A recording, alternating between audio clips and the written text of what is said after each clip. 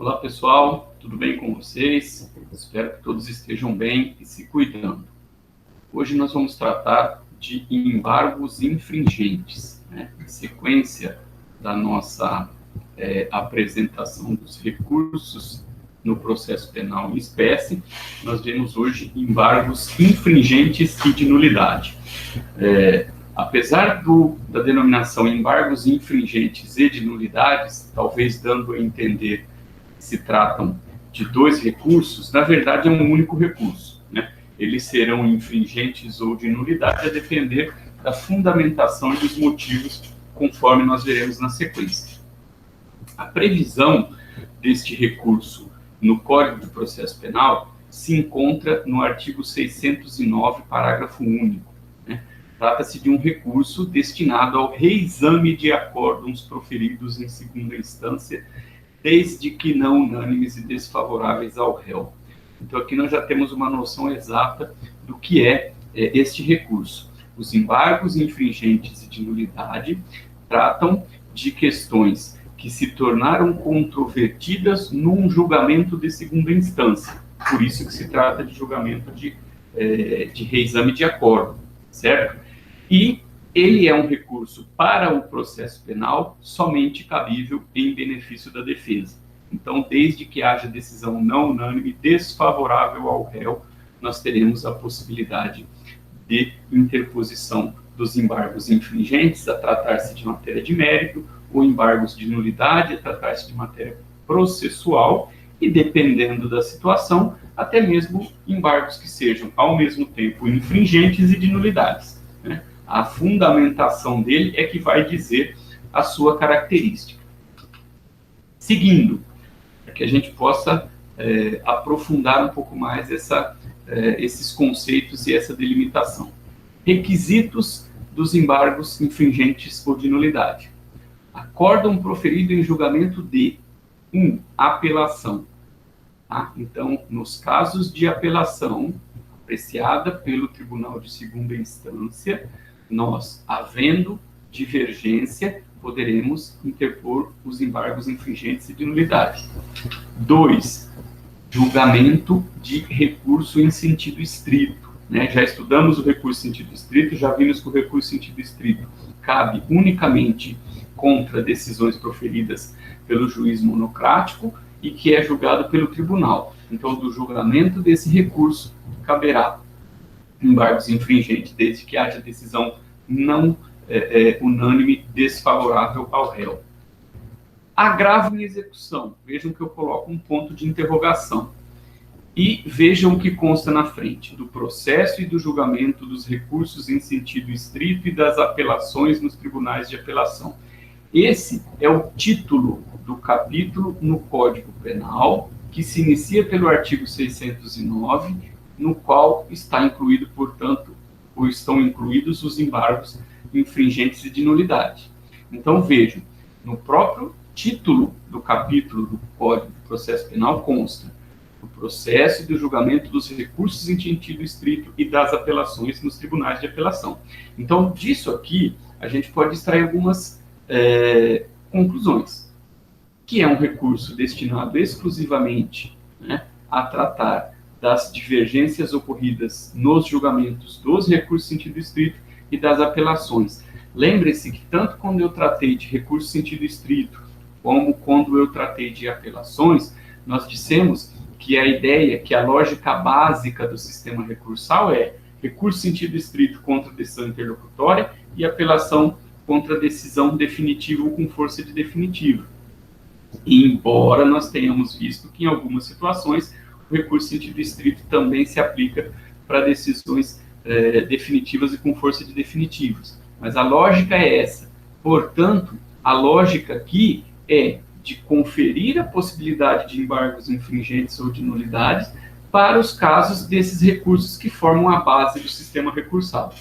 Seria, então, alguma coisa que complementa o duplo grau de jurisdição, né? Nós estamos falando de um recurso em via ordinária, né? Um recurso julgado no Tribunal de Apelação, que é justamente o tribunal da via ordinária, que faz o duplo grau de jurisdição. Também já falamos muito a respeito disso, né?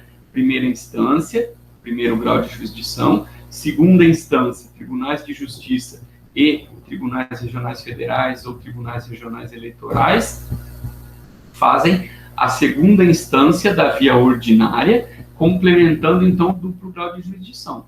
Daí para cima, tribunais superiores e, portanto, recursos extraordinários. Então, ainda estamos na via ordinária de recurso. Tribunais de apelação, embora seja uma expressão genérica, nós vamos compreender hoje como os tribunais que fazem segunda instância, né? Então, nós temos tribunais de justiça dos estados e do Distrito Federal, tribunais regionais federais, tribunais regionais eleitorais e, em tese, os tribunais que fazem a segunda instância da justiça militar, mas aí é uma legislação à parte. Ainda nós temos Código Penal Militar, Código de Processo Militar, embora seja a segunda instância, não tem aplicabilidade dessas regras aqui do Código de Processo Penal. Seguindo, é necessário que haja divergência fundada em questão de mérito, para que haja um recurso de embargos infringentes, ou processual, para que haja embargos de nulidade. Bom, eu acabei aqui complementando a questão do agravo em execução. Então, vejam, por que esse ponto de interrogação?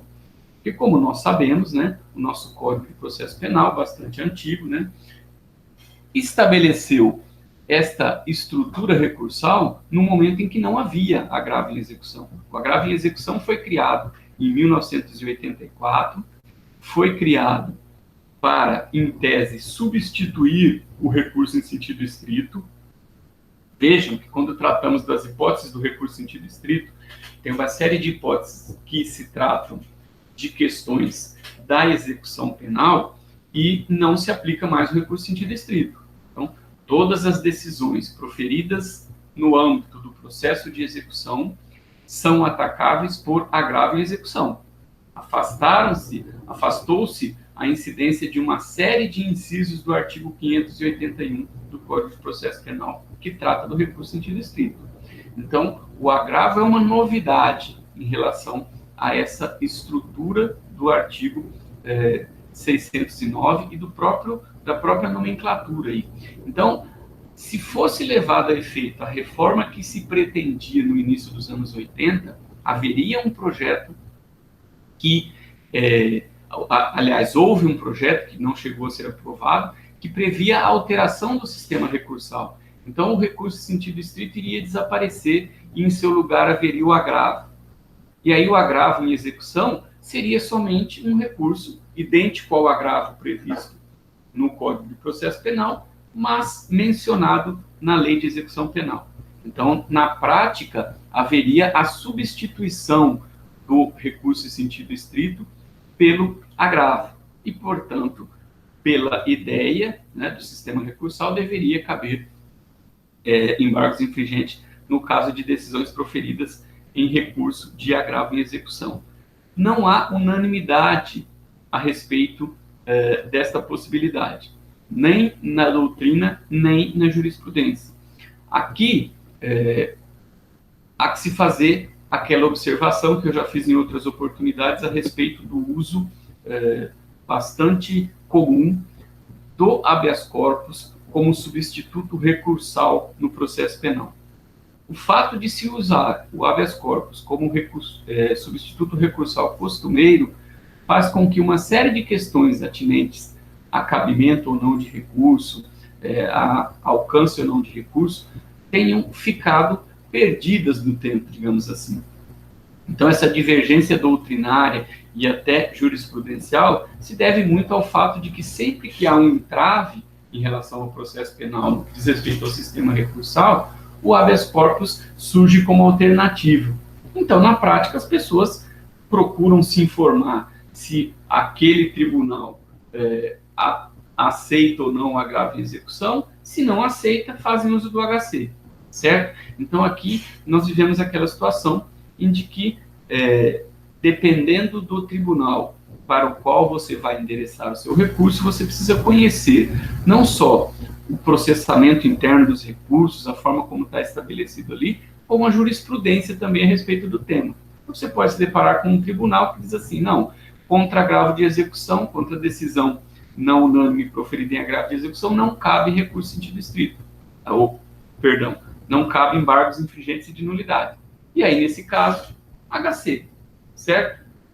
Então, essa é uma questão de prática e de conhecimento das diversas posições de cada uma das instâncias jurisdicionais. Então, nós sabemos com certeza que cabe contra-acordo não unânime proferido em julgamento de apelação, acordo não unânime proferido em julgamento de recurso em sentido estrito, e, no caso do acordo não unânime proferido em sede de agravo em execução, é preciso consultar a jurisprudência e a regulamentação, os regimentos internos de cada um dos tribunais para tomar conhecimento adequado dessa questão.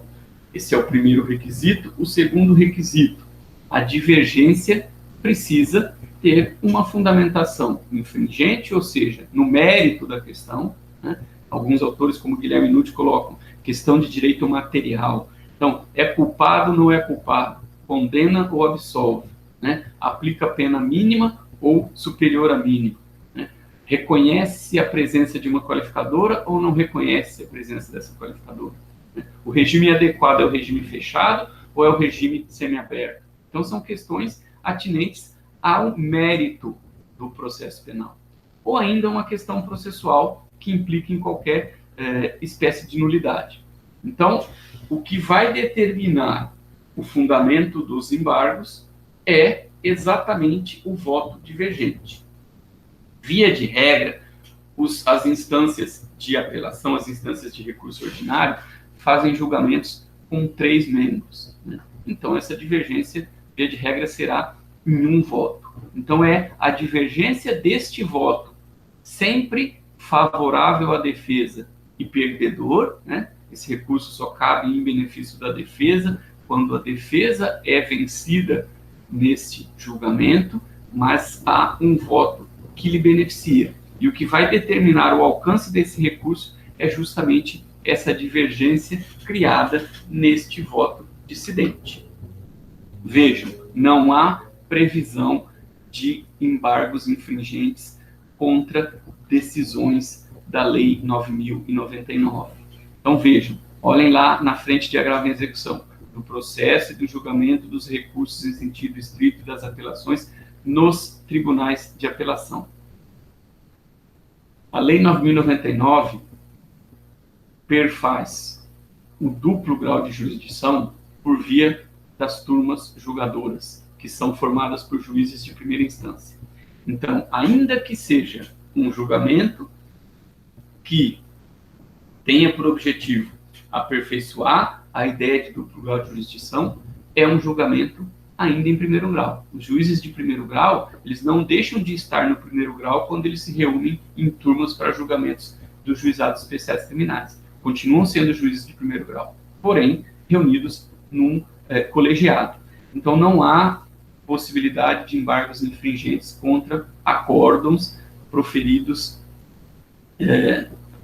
por turmas julgadoras em relação a delitos julgados pelo juizado especial criminal em qualquer espécie de decisão de primeiro grau. Então, é sempre no caso de julgamento pelos tribunais que fazem o segundo grau. Daí também a gente já estende para dizer que a lógica é que não cabem embargos infringentes de nulidade contra decisões proferidas no tribunal de apelação, mas por conta de competência originária, porque aí eles não estão fazendo papel de tribunal de segunda instância, aí eles estão fazendo papel de competência originária, ok?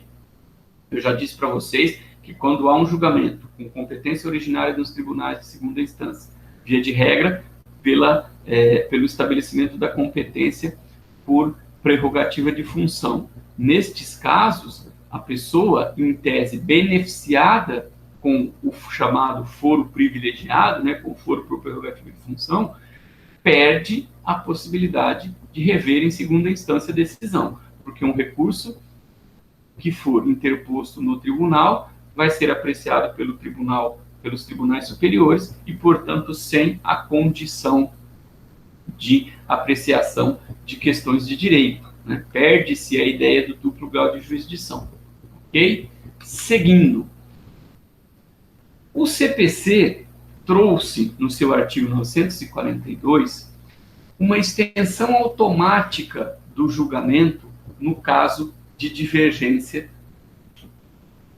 no julgamento pelos órgãos colegiados. Então, o artigo 942 estabelece: quando o resultado da apelação não for unânime, o julgamento terá prosseguimento em sessão a ser designada com a presença de outros julgadores, que serão convocados nos termos previamente definidos no regimento interno, em número suficiente para garantir a possibilidade de inversão do resultado inicial, assegurado às partes e eventuais terceiros o direito de sustentar oralmente suas razões perante os novos julgadores. Vejam, na prática, o que os tribunais têm feito é, já no momento da intimação para o julgamento, nós vamos ver lá na frente que a questão da obrigatoriedade dessa intimação, já intimar não aquele quórum mínimo, mas intimar já o quórum estendido. Então, por exemplo, vou falar aqui do estado de São Paulo. Julgamento de apelação, 3 desembargadores. Porém, a Câmara de Julgamento é composta por 5 julgadores. Então, no dia do julgamento, vão estar presentes os 5 julgadores. Só que, para cada processo que está naquela pauta, você tem o trio de julgadores, de desembargadores formados. E aí, aquele trio decide.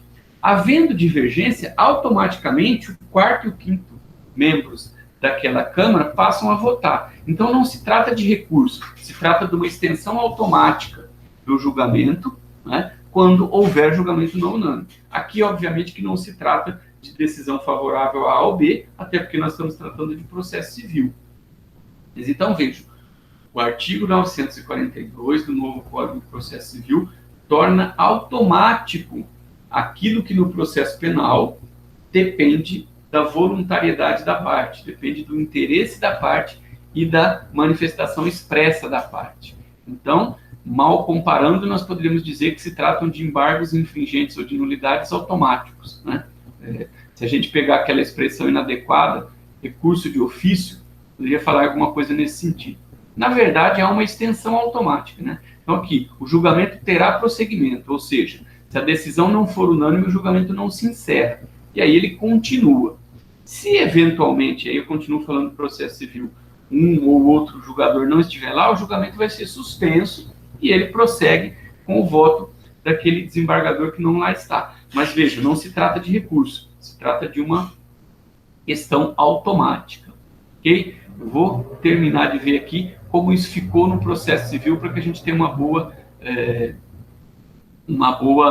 visão disso. O parágrafo 1º trata da questão funcional. Aí. Ele fala dessa possibilidade de já ser marcado o julgamento com a presença dos desembargadores e continuar no mesmo julgamento sem que tenha a necessidade de redesignar uma outra sessão. Então, já na prática é assim que está acontecendo. No parágrafo 2º consta: os julgadores que já tiverem votado poderão rever os seus votos por ocasião do prosseguimento do julgamento. Não existe essa hipótese no processo penal. Tá? O que existe no processo penal é o chamado voto médio. Né? Os membros que são chamados a complementar aquele quórum para complementar o julgamento, muitas vezes criam um voto que fica no meio termo entre os votos vencedores do acordo e o voto perdedor. E aí esse chamado voto médio acaba ganhando. Mas não há alteração, os membros que já votaram não podem alterar os seus votos em virtude do recurso de embargos infringentes e de nulidades. Ok? Parágrafo 3º. Aplica-se ao julgamento não unânime proferido em... E aí aqui tem as causas que são aplicáveis no processo civil. Ação rescisória quando o resultado for a rescisão da sentença, ou seja, quando a rescisória for favorável, né? Quando o pedido da rescisão for aceito, e aí estende-se o quórum. Agravo de instrumento quando houver reforma da decisão que julgar parcialmente o mérito. Quando no agravo houver a reforma, vai caber. Então são hipóteses específicas, né? Aí depois, não se aplica o disposto nesse artigo. Julgamento de incidente de assunção de competência, resolução de demandas repetitivas, remessa necessária, né? O que se convencionou equivocadamente chamar de recurso de ofício, e decisão não unânime proferida nos tribunais pelo plenário ou pelo acordo especial. Aqui você está no topo, né? você já está na corte especial, no plenário, todos os desembargadores votando, então não seria sentido você estender o julgamento. Eu quis trazer isso aqui para vocês, para deixar claro que nós temos, né, hoje no processo civil, automaticamente, algo que se assemelha ao recurso de embargos, infringências e de nulidades. Então, é uma novidade. A propósito disso, dia desses, numa das redes sociais da vida, eu vi uma discussão que me chamou bastante atenção. Havia uma discussão lá, algumas pessoas reclamando da continuidade de se falar em novo CPC. Então, se dizia assim, olha, o CPC está em vigor desde 2015, até quando ele será chamado de novo CPC? Ou até quando, né? É uma frase típica das redes sociais, né? Aquela indignação bem gourmet, bem Nutella das redes sociais, né? Até quando? Né? E eu pensei comigo e fiquei impressionado. Falei assim, ser velho com 5 anos é para os fracos, né? Eu quero ver esse CPC durar 80 anos, como o Código de Processo Penal está prestes a completar aí em 2021. Então, você vê, com 5 anos está se discutindo se o CPC deve ser chamado de novo CPC ou se ele já é maduro por ter 5 anos de idade. E vamos nós com o nosso Código de Processo Penal com 80 aninhos. Beleza? Pessoal, prazo dos embargos infringentes e de nulidades. 10 dias da publicação do acordo. Isso consta lá no parágrafo único do 609 também. Aliás, toda a regulamentação dos embargos infringentes e nulidades está no parágrafo único do artigo 609. Vejam em relação à questão da publicação. A súmula 431 do STF estabelece o seguinte: é nulo o julgamento de recurso criminal na segunda instância sem prévia intimação ou publicação da pauta, salvo em habeas corpus. Essa súmula aqui tem por finalidade garantir o direito de participação no julgamento, de assistir o julgamento e de fazer, por exemplo, sustentação oral nos julgamentos em segunda instância, tá certo? Mas, de alguma forma, atinge essa questão, porque pode ser que a parte esteja presente no julgamento e, ainda assim, há a necessidade de publicação do acórdão para que o prazo do recurso comece a correr. Vejam, via de regra, os tribunais publicam o resultado do julgamento, mas o acórdão é publicado algum tempo depois. Então, vejam, não sei se vocês já presenciaram um julgamento em segunda instância. No julgamento, o presidente anuncia o julgamento, o relator, nesse anúncio do julgamento é dada a oportunidade de sustentação oral, né, para as partes, para a Procuradoria de Justiça e para o réu, certo? Depois, o relator apresenta o seu voto e, na sequência, os outros membros votam. Então, você tem ali, muitas vezes, uma leitura de parte do voto, alguma argumentação, mas você sabe o resultado, mas você não tem o texto do acordo. Então, é da publicação do acordo, tá? Então, só para deixar claro aqui uma questão prática, não é do julgamento, ainda que a parte esteja presente, tá? Ainda que a parte tenha direito a ser intimada do julgamento. Por quê? Porque ao final do julgamento você não vai ter o acórdão, você vai ter apenas o resultado do julgamento. O acórdão propriamente dito vai ser feito depois. E no caso de voto divergente, que é uma necessidade para a aplicabilidade dos embargos infringentes de nulidade, você precisa do voto divergente, que é o que vai dar sustentação para as suas razões. Ok? Então é da publicação do acordo, resultado final com voto vencedor e voto divergente, certo? Só para não passar em branco, essa súmula 431 aqui trata de julgamento de recurso criminal em segunda instância, né? E fala, salvo as hipóteses de habeas corpus, dando a entender que no caso do habeas corpus não há necessidade de prévia intimação. Por quê? Porque a ideia é que o julgamento do habeas corpus seja rápido, né? O habeas corpus é uma ação de cognição bastante rápida. Porém, a decisão do STF afirmando o seguinte: quando há recurso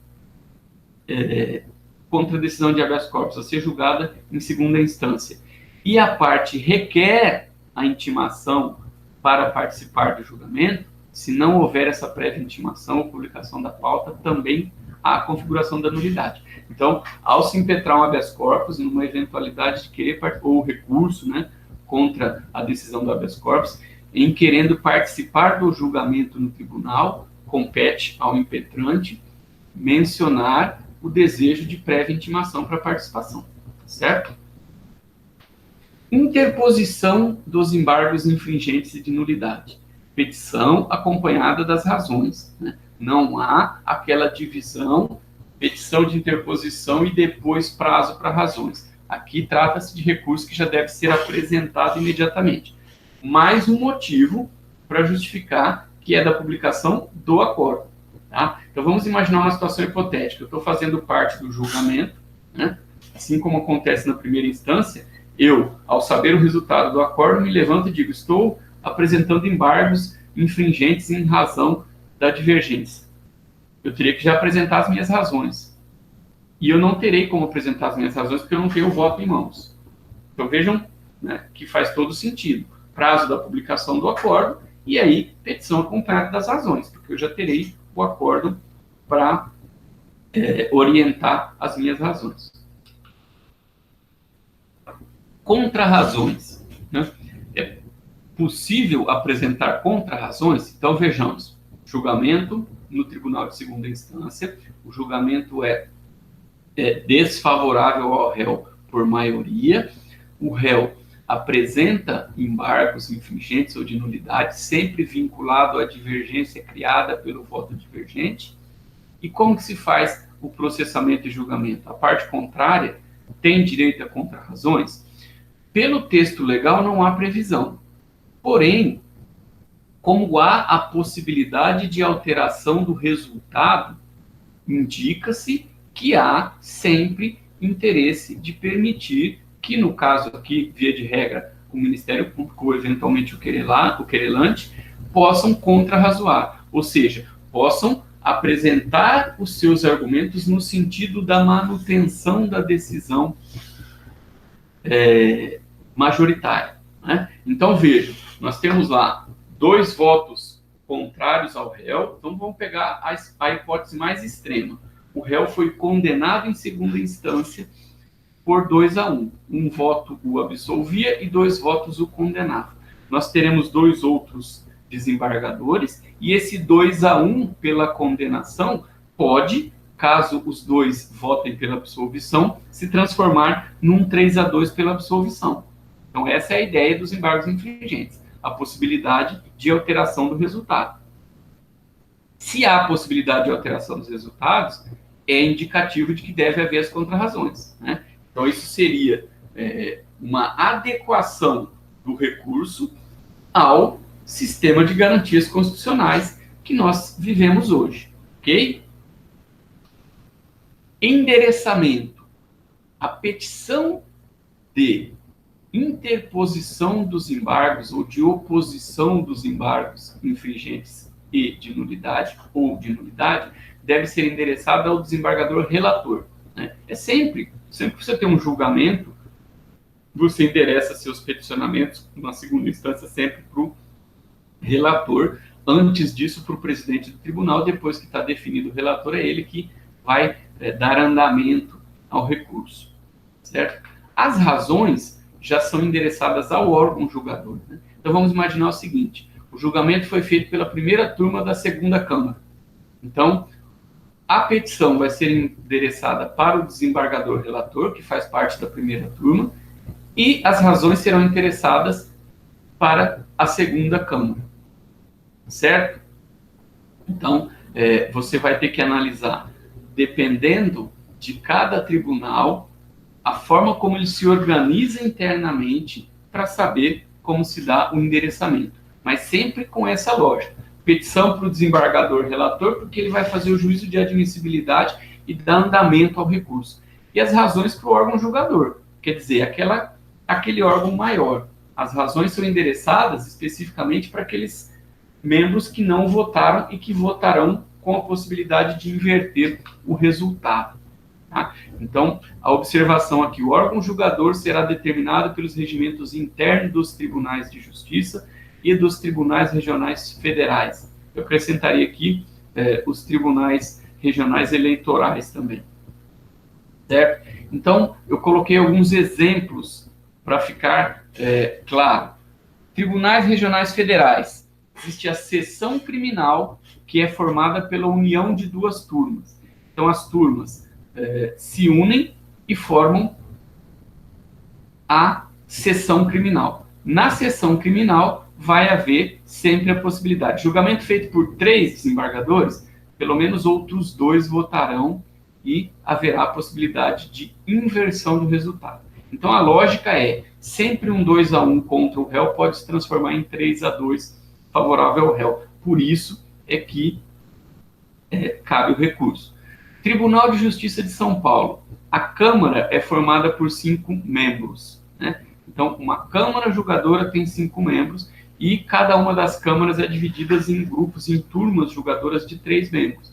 Então, você vai ter lá o julgamento por 3 desembargadores de uma Câmara que é composta por 5. Se houver o recurso em a oposição de embargos infringentes ou de nulidades, esses outros 2 membros da Câmara que não votaram, votarão, certo? Tribunal de Justiça do Rio Grande do Sul, chama-se Grupo Criminal, formado pela união de 2 câmaras. Então, vejam que é seção na Justiça Federal e turma, né? No Tribunal de Justiça de São Paulo, Câmara, no Tribunal de Justiça do Rio Grande do Sul, Grupo Criminal, união de câmaras. Então, vejam, por que eu menciono isso aqui? Para deixar muito claro para quem estuda para concurso e para quem vai advogar, para quem vai atuar na prática, para quem vai atuar de qualquer forma, que os regimentos internos dos tribunais são necessários, é necessário conhecimento a respeito dos regimentos para que você possa efetivamente conhecer o que vai acontecer com aqueles processos. Então, qualquer concurso que for feito no âmbito da Justiça Federal não prescinde do conhecimento da organização da Justiça Federal, inclusive de tribunais internos. Então, por exemplo, você pode ter uma regulamentação que no Tribunal Regional Federal da 2ª Região é diferente do da 3ª Região. Né? Então, se o concurso é para o Tribunal Regional da 1ª Região, da 2ª Região, da 3ª Região, conhecer os regimentos e as regulamentações internas. Obviamente que também tem a ver esse entendimento com a questão da jurisprudência. Eu preciso conhecer também a jurisprudência específica. Tribunais de Justiça, a depender do estado que você estiver fazendo, do Distrito Federal, é preciso conhecer as peculiaridades, certo? Não é possível ignorar isso. Seguindo, efeitos dos embargos infringentes. Efeito devolutivo, que é a regra geral dos recursos, né? Então, você impede com a interposição do recurso a formação da coisa julgada, devolve para o tribunal a competência que, em tese, já estava exaurida. Né? Então, regra, o juiz tem por finalidade sentenciar o processo. Quando ele sentencia, esgota a função jurisdicional dele e, em tese, aquela decisão se tornando definitiva, esgota-se a função jurisdicional do Estado.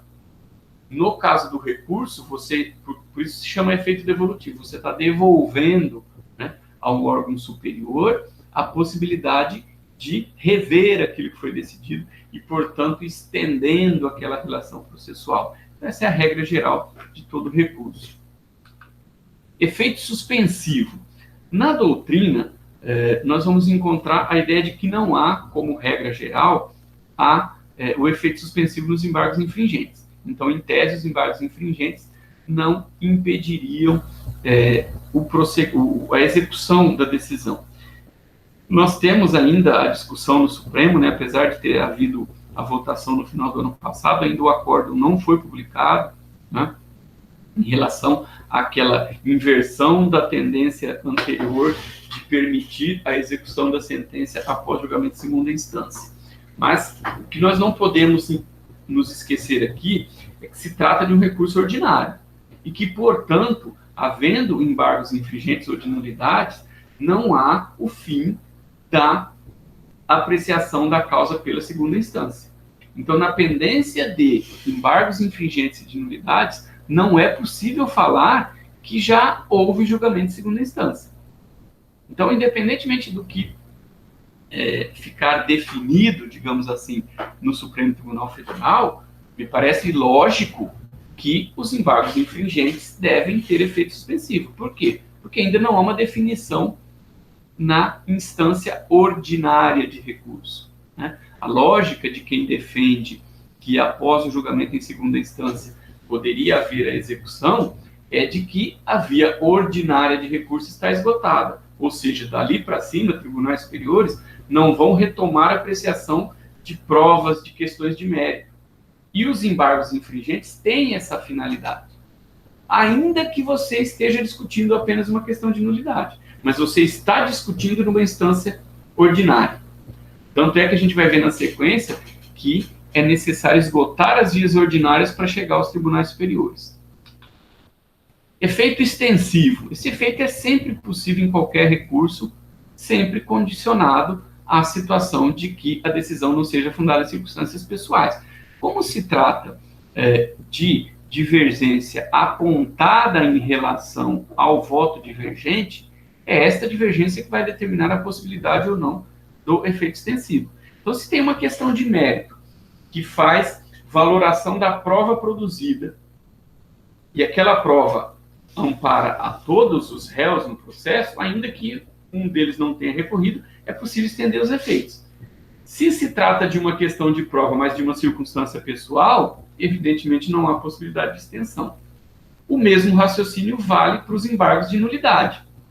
Porque a nulidade pode ser pessoal, pode ser, por exemplo, uma questão de nulidade relativa à citação de um dos réus, né? Um dos réus foi citado por hora certa. E aí, o questionamento é, aquela citação por hora certa foi feita nos moldes do artigo 362? Porque se não foi feita, significa que ela não é uma citação válida, por decisão do Supremo Tribunal Federal. O Supremo Tribunal Federal disse, em decisão, a citação por hora certa no processo penal é adequada, é válida, é constitucional, desde que feita na exata forma como previsto no Código de Processo Penal. Então, a discussão pode ser essa. Só que o outro réu pode ter sido citado pessoalmente.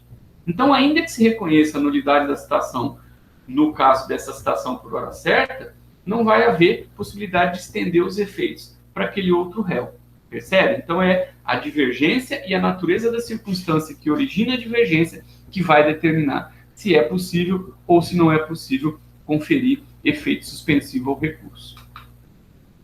Seguindo, divergência parcial. Vejam, o parágrafo único do artigo 609 estabelece no finalzinho dele lá, se o desacordo for parcial, os embargos serão restritos à matéria objeto de divergência. Então, para que não fique qualquer dúvida, eu tenho um julgamento, via de regra por 3 membros, 2 votam no mesmo sentido e um terceiro diverge. E aqui vejam, essa divergência significa resultado, não significa desacordo de fundamentação se o resultado for o mesmo. Espera aí, agora confundiu tudo aqui. Vamos esclarecer isso. Nós sabemos que a forma de decisão do judiciário brasileiro é uma forma, ainda que nos órgãos colegiados, uma forma individualista de decisão. Cada desembargador profere o seu voto, ainda que para concordar com o outro, né? Se vocês observarem decisões do Supremo Tribunal Federal, vocês vão ver que é uma maluquice. Por quê? Porque você tem votos que têm a mesma fundamentação e a conclusão é diferente. E você tem votos que têm fundamentações divergentes e a conclusão é a mesma. Então, para efeito de julgamento, para efeito de interposição de embargos infringentes ou de nulidade, vale o resultado. Então, veja, o que eu estou dizendo aqui, praticamente, para sair dessa abstração. Julgamento do recurso relacionado à inocência ou comprovação da autoria de um delito. Então, o Tício, né, como dizem lá os manuais de direito penal, está sendo acusado de furto.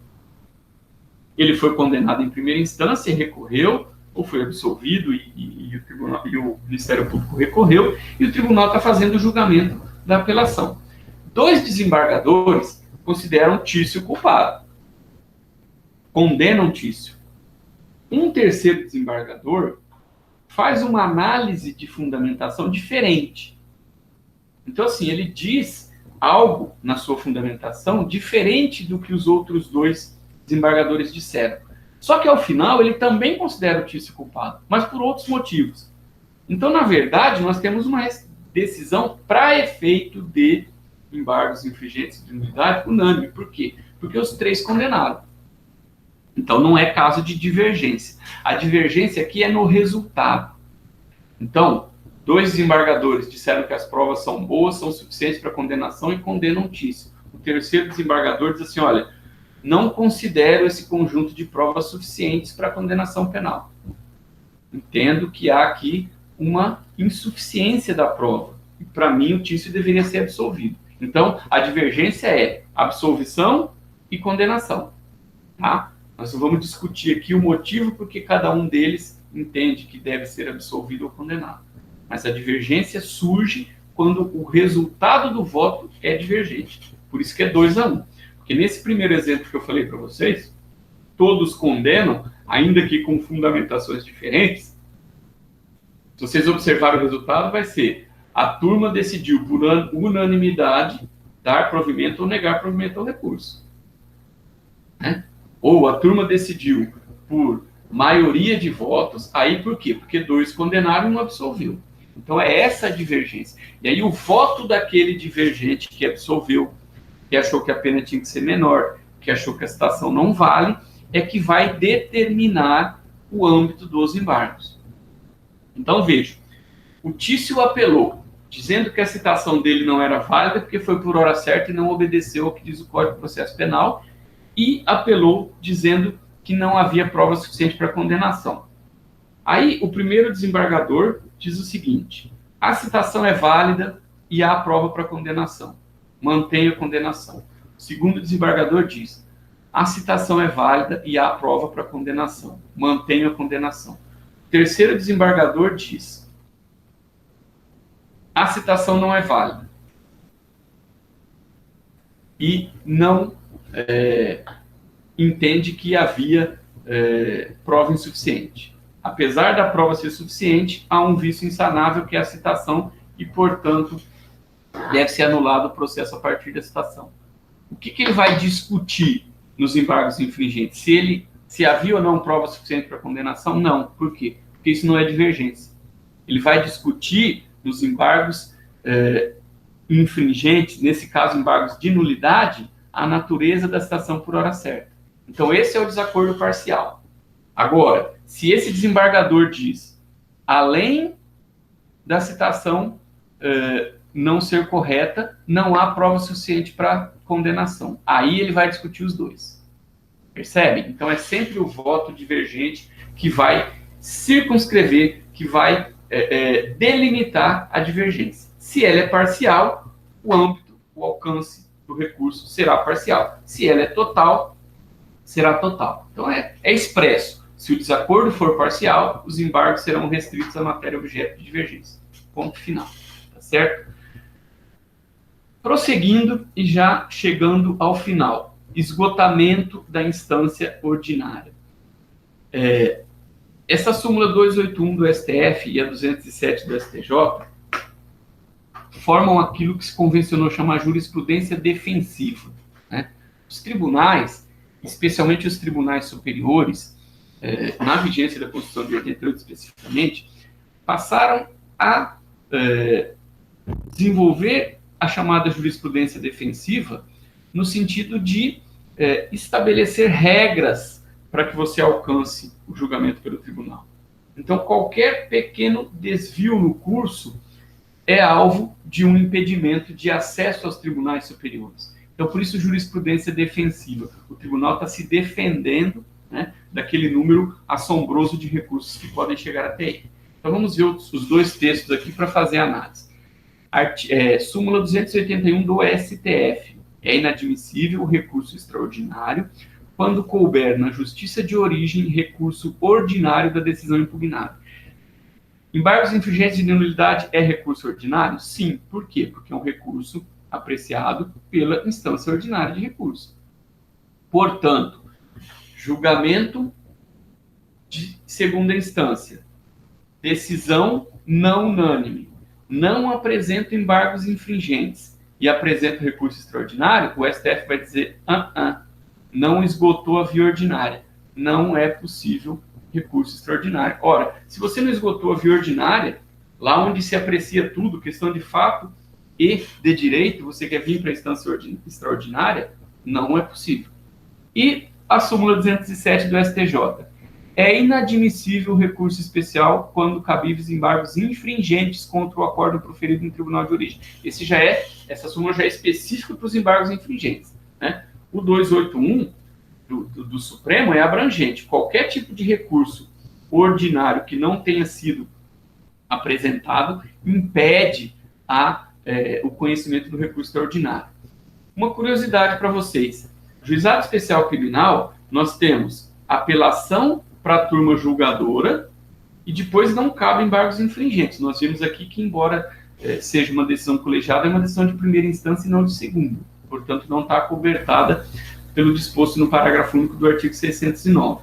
Então, é direto do julgamento pela turma julgadora recurso extraordinário para o STF, porque também não cabe recurso especial, né? Porque o recurso especial também é cabível só contra decisões proferidas em segunda instância, a exemplo do que acontece com os embargos infringentes de nulidade. Então, é por isso que, no caso dos juizados especiais criminais, você sai direto do acordo da turma julgadora para o STF, sem possibilidade de ir para o STJ, porque não é decisão de segunda instância, sem possibilidade de embargos infringentes, porque não é decisão de segunda instância. Certo? Então, esgotamento da instância ordinária, fundamental para que se tenha acesso aos tribunais superiores, né? A chamada jurisprudência defensiva está alcançando todo e qualquer tipo de questiúncula processual para impedir o acesso aos tribunais superiores, certo? Eu encerro aqui, então, a apresentação dos slides para que a gente finalize. Nós vimos, então, na semana passada, os embargos de declaração e complemento aqui com os embargos infringentes. Quando nós vimos embargos de declaração, eu disse para vocês que, excepcionalmente, né, contra decisão unânime no tribunal, se aceitam embargos declaratórios com efeito infringentes. Então, por que essa coisa? Mas então por que já não embargos infringentes? Porque, como nós vimos hoje, embargos infringentes só contra decisões não unânimes, né? Então, hoje a gente complementa aquilo que nós falamos na semana passada a respeito dos embargos declaratórios. Lembrando que, como eu disse, os embargos declaratórios com efeitos infringentes são aceitos nos tribunais com uma ressalva importantíssima. Quando se trata de erro grosseiro, né, quando o tribunal reconhece, nossa, aqui nós falhamos grosseiramente ao analisar uma questão processual ou mesmo ao analisar uma prova. Então, aí se aceita conferir efeito infringente aos embargos declaratórios. Por quê? Porque não cabe embargos infringentes se a decisão é unânime. Então, na verdade, é uma aceitação do tribunal para corrigir o próprio erro na via ordinária, né? Porque, principalmente, se tratar de questão de direito, você até pode ter acesso aos tribunais superiores. Mas, se tratar de questão de fato, se o acórdão se tornar definitivo na segunda instância, acabou. Você vai tentar subir com o extraordinário ou com o especial, mas não vai conseguir, porque nem extraordinário nem especial se prestam a rever matéria de fato. Ok? Então, por hoje, ficamos por aqui. Espero, como sempre, né, que todos estejam bem, que todos estejam se cuidando. E estamos aí na torcida para, em breve, a gente retomar as nossas aulas presenciais. Tá? Um grande abraço a todos.